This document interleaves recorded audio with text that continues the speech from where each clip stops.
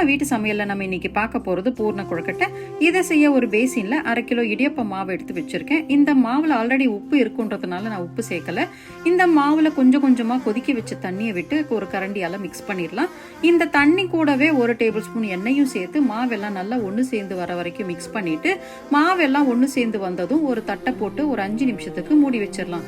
இப்ப கொழுக்கட்டைக்கு பூர்ணம் ரெடி பண்றதுக்காக ஒரு மிக்ஸி ஜார் எடுத்து வச்சிருக்கேன். அதுல 2 கப்பு வறுத்து தோல் எடுத்த வேர்க்கடலை, 1.25 கப்பு பொடிச்ச வெல்லம், 1 டீஸ்பூன் ஏலக்காய் பொடியை சேர்த்து கொரகொரப்பா அரைச்சி எடுத்து வச்சுக்கலாம்.